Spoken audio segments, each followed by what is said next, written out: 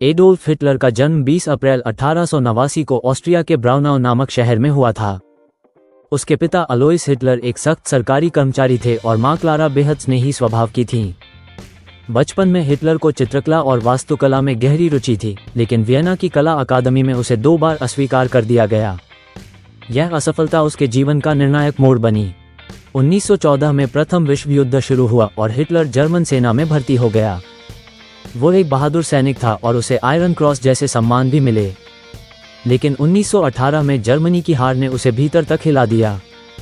उसे विश्वास था कि यह हार यहूदियों, वामपंथियों और नेताओं की वजह से हुई और तभी से उसमें घृणा की भावना घर कर गई।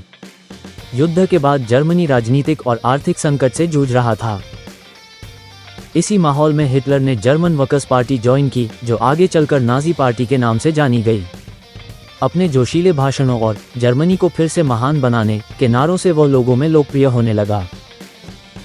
1923 में उसने म्यूनिख में सरकार को गिराने की कोशिश की, लेकिन असफल रहा और जेल चला गया। जेल में रहते हुए उसने माइन काम्फ नामक पुस्तक लिखी, जिसमें उसकी नस्लवादी और यहूदी विरोधी सोच स्पष्ट रूप से झलकती है। 1930 के दशक में आए आर्थिक मंदी और बेरोजगारी के कारण लोग हिटलर को एक उम्मीद की किरण के रूप में देखने लगे।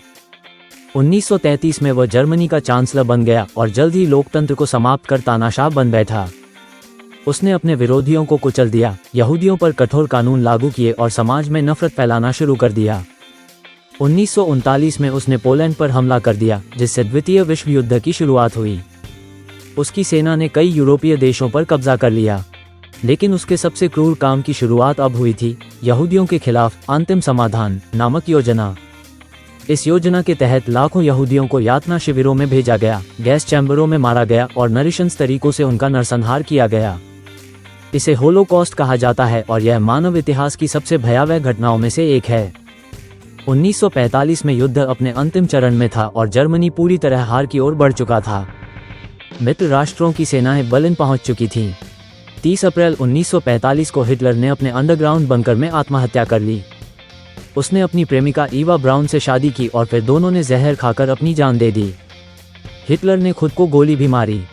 उसकी मौत के साथ ही एक भयावह अध्याय समाप्त हुआ, लेकिन उसने दुनिया को ये सिखा दिया कि नफरत, तानाशाही और नस्लभेद किस तरह पूरी मानवता के लिए खतरा बन सकते हैं। उसका जीवन एक चेतावनी है कि अगर समाज समय रहते न रुके तो एक व्यक्ति भी पूरी दुनिया को तबाही की ओर ले जा सकता है।